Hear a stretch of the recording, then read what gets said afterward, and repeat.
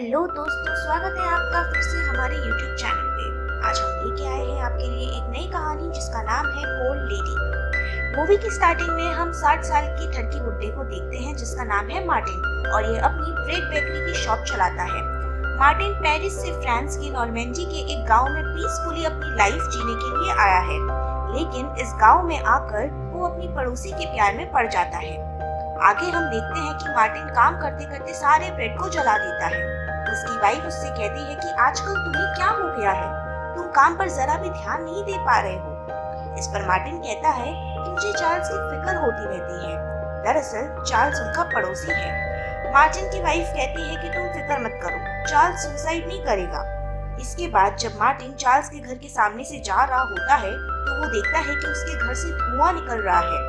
यह देखकर Martin Charles के घर के पास जाता है तो उसे दिखता है कि चार्ल्स अपनी वाइफ के अंडरगारमेंट्स चला रहा है।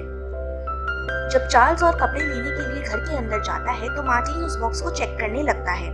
उसे वहाँ पर एक डायरी मिलती है। वो उस डायरी को छुपाकर अपने साथ अपने घर ले जाता है। मार्टिन उस डायरी को पढ़ने से पहले सोचता है कि जेमा ने चार्ल्स के साथ शादी क्या सोचकर की होगी। चार्ल्स एक कारपेंटर है जो लकड़ी का काम करता है। जेमा को उसमें ऐसा क्या दिखा जो उससे शादी कर बैठी।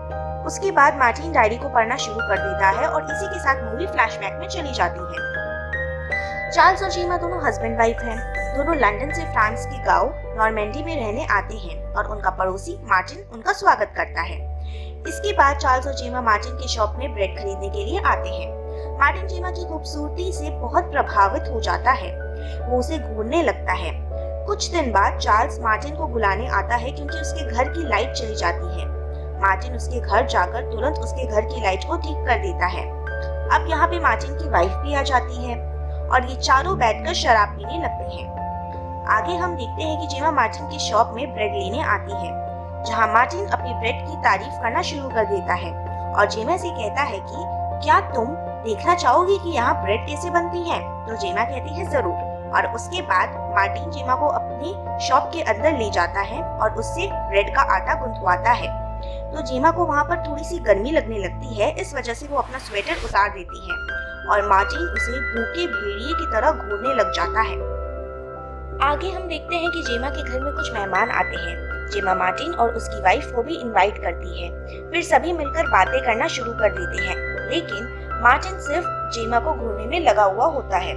इसी तरह कई दिन गुजर जाते हैं और एक दिन रास्ते में मार्टिन को जेमा मिलती है। मार्टिन जेमा से पूछता है कि तुम आजकल मेरी शॉप पर ब्रेड लेने क्यों नहीं आती हो। तो जेमा कहती है कि वो अभी डाइटिंग कर रही है और इतना कहकर वो वहाँ से जाने लगती है। तभी जोर से चीख पड़ती है। उसकी चीख सुनकर मार्टिन भागते हुए उसके पास आता है तो वो देखता है कि जेमा की पीठ पे एक मक्खी ने काट लिया है। जेमा उसे अपनी स्कर्ट खोलने को बोलती है। मार्टिन उसकी स्कर्ट खोल देता है और जेमा से कहता है कि मक्खी तो चली गई, लेकिन उसका जहर अभी भी अंदर ही है। जेमा कहती है मुझे बहुत दर्द हो रहा है, इसे जल्दी से बाहर निकालो। मार्टिन उसकी बात मानकर मुंह से चूसकर जहर को बाहर निकालना शुरू करता है। तभी एक लड़का हार्वी जो मार्टिन का पड़ोसी होता है वह वहाँ आकर मार्टिन से पूछता है कि ये सब क्या हो रहा है। तो मार्टिन कहता है कि जेमा को एक मक्खी ने काट लिया था, वो उसका जहर निकाल रहा है। इतने में जेमा बेहोश हो जाती है। उसके बाद मार्टिन और हार्वी जेमा को लेकर हॉस्पिटल जाते हैं। होश में आने के बाद जेमा मार्टिन को थैंक्स बोलकर उनके साथ घर आ जाती है। आगे हम देखते हैं कि जेमा बाजार से कुछ सामान खरीदने के लिए आती है और मार्टिन हमेशा की तरह उसे घूरने में लग जाता है। तभी वो देखता है कि जेमा हार्वी से बातें करने लगती है। ये देखकर मार्टिन सोचता है कि कुछ ही समय बाद ये दोनों एक दूसरे की बाहों में होंगे। ये हम देखते हैं कि चार्ल्स जेमा से कहता है कि मैंने एक पार्टी रखी है, तुम शॉप पर जाकर एक वाइन की बोतल ले आओ। उसके बाद जेमा वाइन की बोतल लेने शॉप पर चली जाती है, जहाँ उसे हार्वे मिलता है। हार्वे उसे एक वाइन सजेस्ट करता है और जेमा वही वाइन लेकर घर आने लगती है। तभी मार्टिन अपनी कार में उसका पीछा करने लगता है। उसे लग रहा था कि जेमा अपने घर जा रही है। तभी जेमा अपनी कार हार्वे के घर की तरफ मोड़ लेती है। ये देखकर मार्टिन के होश उड़ जाते हैं। अब जेमा हार्वे के घर के अंदर चली जाती है और मार्टिन बाहर उसका इंतजार करने लगता है। जेमा बहुत देर तक हार्वे के घर के अंदर ही रहती है। ये देखकर मार्टिन फड़फड़ाने लगता है। वो सोचता है कि ये इतनी देर तक अंदर क्या कर रही है। मैं तो सिर्फ इमेजिन ही कर सकता हूँ कि वो अंदर क्या कर रही होगी। लेकिन वो सोचता है कि ऐसा भी हो सकता है कि वो अंदर ड्रिंक कर रही हो। ये सोचकर मार्टिन वहाँ से चला जाता है। रात को जेमा के घर पर पार्टी होती है। वहाँ मार्टिन भी आया हुआ होता है। सब हमेशा की तरह बात कर रहे होते हैं और मार्टिन हमेशा की तरह जेमा को घूर रहा होता है। वो सोच रहा होता है कि जेमा हार्वे के घर पर पूरे 78 मिनट रुकी थी। इन दोनों ने कुछ नहीं किया होगा, ऐसा नहीं हो सकता। वो देखता है कि जेमा की गर्दन पर काटने का निशान है तो वो समझ जाता है कि जेमा और हार्वे क्या कर रहे थे। उसके बाद वो खुद को कोसता है, सोचता है कि ये सब मेरी ही गलती है। काश मैंने उस दिन जेमा को हार्वे की गाड़ी में हॉस्पिटल ना ले जाया होता तो आज उसे यह दिन देखने को नहीं मिलता। उसके बाद मार्टिन हार्वे से मिलता है और उसकी पढ़ाई के बारे में पूछता है तो हार्वे कहता है कि मेरा मन पढ़ाई में बिल्कुल नहीं लग रहा है। तो मार्टिन उसे सलाह देता है कि वो अपनी गर्लफ्रेंड को अपने पास बुला ले ताकि उसकी गर्लफ्रेंड उसकी पढ़ाई में मदद कर सके। अगले दिन मार्टिन देखता है कि जेमा हार्वे के घर जा रही है। आगे हम देखते हैं कि जेमा हार्वे के साथ इंटीमेट हो रही है। ये देखकर मार्टिन को बहुत बुरा लगता है और वो सोचता है कि वो जेमा को समझाएगा कि ये सब सही नहीं है, लेकिन फिर वो सोचता है कि जेमा को उसका इंटरफेयर करना शायद अच्छा नहीं लगे। उसके बाद हम देखते हैं कि जेमा का हस्बैंड कुछ दिनों के लिए लंदन चला गया है। जेमा खुशी खुशी मार्टिन की शॉप में ब्रेड लेने आती है, लेकिन वो अपना एक ब्रेड वहीं पर भूल जाती है। तो मार्टिन उस ब्रेड को लेकर जेमा के घर जाता है तो बाहर से चुम्मा चाटी की आवाज सुनता है। कुछ देर बाद जब हार्वे जेमा को आई लव यू बोलता है तो मार्टिन का दिल पूरी तरीके से टूट जाता है। उसके बाद हम देखते हैं कि जेमा का हस्बैंड चार्ल्स लंदन से वापस आ गया है। जेमा चार्ल्स को यह बोलकर घर से निकल जाती है कि वो वॉक पर जा रही है, लेकिन पीछे के दरवाजे से वो वॉक वाले जूते उतार कर सैंडल पहन लेती है और हार्वे के घर पर निकल जाती है। अंदर जाकर वो हार्वे से कहती है कि उसके पास सिर्फ 1 घंटा है और वो दोनों इंटीमेट होने लग जाते हैं। इंटीमेट होते टाइम हार्वे के घर पर लगा एक कीमती स्टैचू टूट जाता है, जिससे हार्वे बहुत परेशान हो जाता है और जेमा से कहता है कि ये बहुत ही कीमती स्टैचू था, अब मेरी मम्मी मुझे नहीं छोड़ेगी। जेमा कहती है कि मेरे पति एक कारपेंटर है, वो इसे ठीक कर देंगे। उसके बाद जेमा हार्वे से पूछती है कि क्या तुम मेरे साथ लंदन चलोगे? तो हार्वे कहता है कि वो उसके साथ किसी भी जगह दुनिया के किसी भी कोने में जा सकता है। उसके बाद जेमा ब्रेड खरीदने मार्टिन की शॉप में आती है और उसे बताती है कि वो कुछ दिन में लंदन चली जाएगी। ये सुनकर मार्टिन के तोते उड़ जाते हैं। जेमा के जाने के बाद मार्टिन की वाइफ उससे कहती है कि जब से उसका हस्बैंड चार्ल्स लंदन गया है तब से जेमा बहुत खुश नजर आती है। आगे हम देखते हैं कि हार्वे की माँ हार्वे से पूछती है कि वो स्टैचू कहाँ गया। मैंने उसे पूरे घर में ढूंढ लिया लेकिन वो मुझे कहीं भी नहीं मिला। इस पर हार्वे कहता है कि उस स्टैचू में थोड़ी सी खरोंच आ गई थी, इसलिए उसने अपने पड़ोसी चार्ल्स को इसे ठीक करने के लिए दिया है। तभी हार्वे को जेमा का मैसेज आता है कि वो अभी उसके घर आ रही है लंदन जाने के लिए। तभी हार्वे उसे रिप्लाई करता है कि वो उसके साथ लंदन नहीं आ सकता, वो अपनी मॉम के साथ पेरिस जा रहा है। मैसेज पढ़कर जेमा बहुत ही उदास हो जाती है और रोते हुए हार्वे के गेट से मुड़कर वहां से जाने लगती है।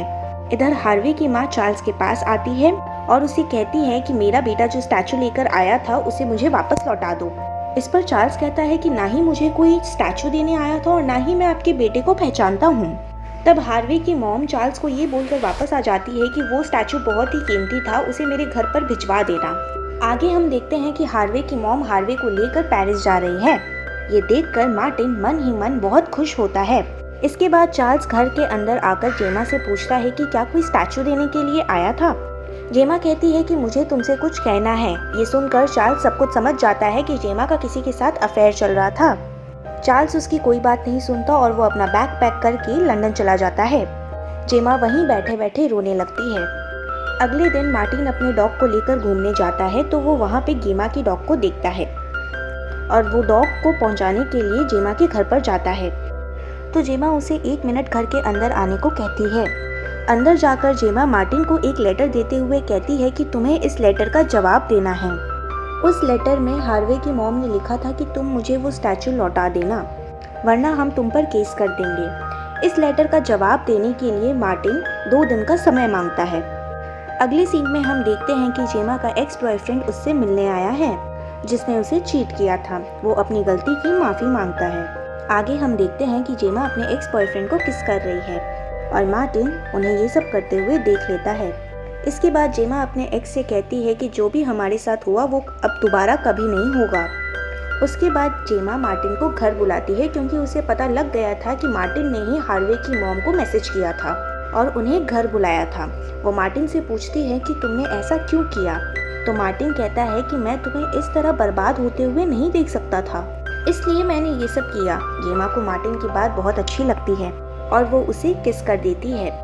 इस पर मार्टिन सोचता है कि क्या किस्मत है मेरी, जब मेरा नंबर आया तो ये सुधर गई। इसके बाद मार्टिन एक अच्छा सा केक बनाकर जेमा के घर के बाहर रखकर आ जाता है। आगे जेमा का एक्स बॉयफ्रेंड उसके घर आकर दोबारा उससे माफ़ी मांगने लगता है और अपने साथ जेमा को लंदन चलने के लिए बोलता है। अगली सीन में चार्ल्स मार्टिन के घर पर भागते हुए आता है और कहता है कि पता नहीं जेमा को क्या हो गया। मार्टिन और चार्ल्स जब घर पहुंचते हैं तो वो देखता है कि जेमा मर चुकी है और उसका एक्स वहां पर बैठा हुआ है। कुछ देर बाद पुलिस आती है और वो जेमा की बॉडी को लेकर वहां से चली जाती है। किसी को पता नहीं था कि जेमा की मौत कैसे हुई। थोड़ी देर बाद जब पोस्टमार्टम की रिपोर्ट आती है तो उन्हें पता चलता है कि जेमा की मौत गले में ब्रेड फंसने की वजह से हुई थी। उसके बाद जेमा के अंतिम संस्कार पे मार्टिन चार्ल्स से कहता है कि मेरी वजह से जेमा की मौत हुई है, क्योंकि मैंने ही वो ब्रेड उसे दिया था। चार्ल्स कहता है कि नहीं, जेमा की मौत मेरी वजह से हुई है, क्योंकि जब मैं घर पे आया तो मुझे लगा जेमा का एक्स और जेमा दोनों इंटीमेट हो रहे हैं, इसलिए मैं और जेमा का एक्स दोनों लड़ने लगे थे और जेमा की मौत हो गई थी। तभी जेमा का एक्स वहाँ पर आकर उनसे कहता है कि नहीं, जेमा की मौत मेरी वजह से हुई है, क्योंकि जब वो ब्रेड खा रही थी तो मैं उसे पीछे से चूम रहा था, जिसकी वजह से ब्रेड उसके गले में फंस गया और वो मर गई। ये तीनों बातें कर रहे होते हैं, वहीं हार्वे फूल लेकर जेमा की कब्र पर खड़ा होता है और फिल्म फ्लैशबैक से प्रेजेंट टाइम पे आ जाती है, जहां मार्टिन का बेटा मार्टिन से कहता है कि उसके पड़ोस में एक रशियन फैमिली रहने के लिए आई है। मार्टिन बाहर जाता है और उनका स्वागत करता है और इसी के साथ हमारी पिक्चर यहीं पे ख़त्म हो जाती है। अगर आपको हमारी वीडियो की एक्सप्लेनेशन पसंद आई होगी तो हमें कमेंट में बताना मत भूलिएगा। इस वीडियो को लाइक और चैनल को सब्सक्राइब करना मत भूलिएगा। Thank you so much.